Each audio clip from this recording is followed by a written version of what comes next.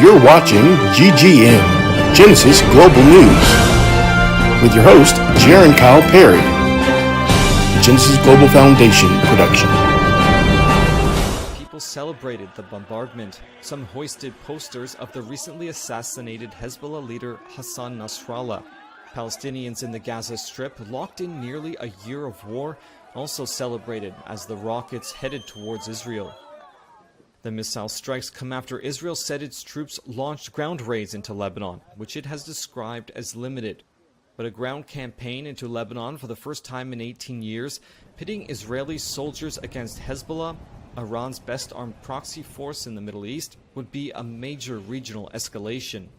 The Lebanese Health Ministry said more than 50 people were killed and more than 150 wounded in Israeli attacks across Lebanon on Tuesday. Rocket barrages by Iran-backed Lebanese armed group Hezbollah triggered sirens across northern Israel overnight and early Sunday morning. Israel's army said in a statement its forces intercepted the projectiles, while it also intensified its attacks in Lebanon. The Middle East is bracing for further escalation, as Iran's foreign minister warned in a social media post on Sunday that, quote, "We have no red lines in defending our people and interests." It follows a report by NBC that Israel may be looking to target Iranian military and energy infrastructure in its potential response to Iran's attack this month. NBC was citing unidentified U.S. officials in its report. Israel's defense minister has said the country will hit Iran back in a lethal, precise and surprising way. According to NBC, the U.S. officials have seen no indication that Israel will target nuclear facilities or carry out assassinations in Iran. It also said Israel has not made final decisions about how and when to act. The report added that U.S. and Israeli officials believed a response could come during the Jewish Yom Kippur holiday. The holiday ended on Saturday with no strike from Israel.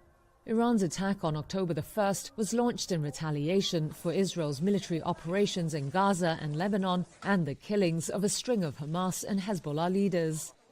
On Saturday, Iranian Parliament Speaker Mohammad Bakr Kalibaf visited one of the sites in Lebanon's capital that was hit by Israeli airstrikes. Israel's Thursday attack on Beirut killed at least 22 people and wounded over 100. At a news conference, Kalibaf reaffirmed Iran's commitment to supporting Lebanon, saying it was a message directly from Supreme Leader Ayatollah Ali Khamenei. Hezbollah rockets struck Israel on Monday, on the first anniversary of the Gaza war. That's as Israel looked poised to expand ground incursions into Lebanon. Iran-backed Hezbollah said it targeted a military base in Israel's city Haifa with a salvo of missiles. The group, allies of Palestinian militant group Hamas, said it also launched another attack on Israeli city Tiberias. This strike, 1 year on from Hamas's October 7th cross-border raid into Israel, underlines how much the Gaza conflict has since spread across the Middle East. There are fears that the US, Israel's superpower ally, and Iran will be sucked in.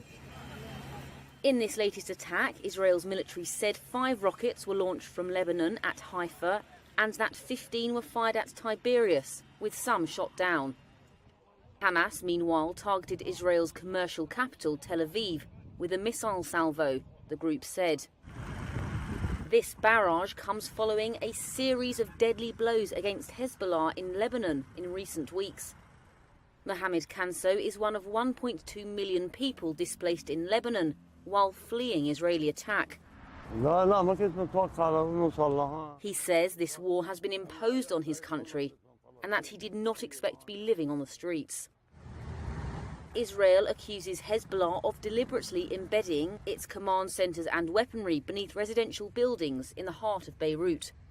Hezbollah denies storing weapons among civilians.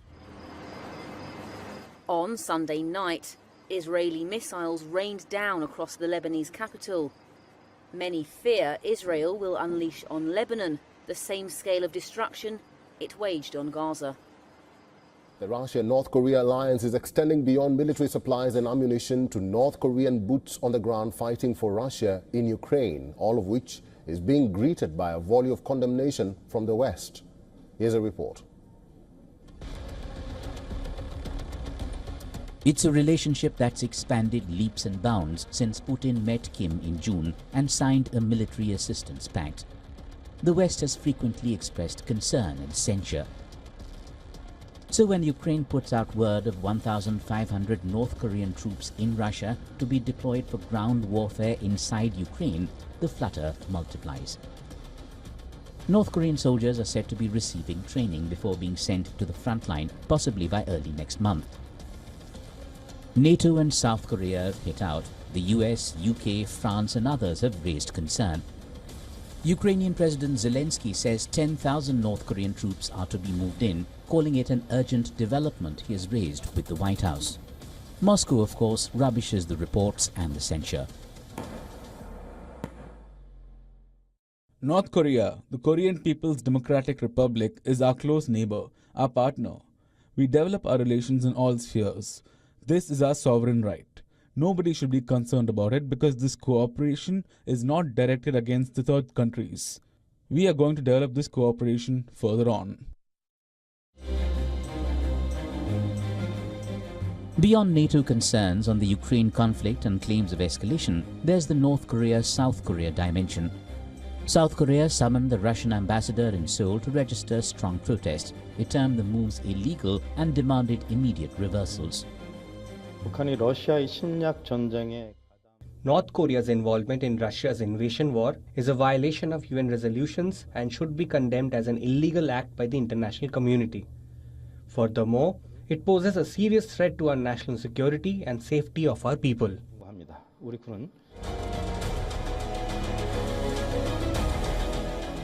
For Kim, the gains of sending troops to the Ukrainian front lines are huge.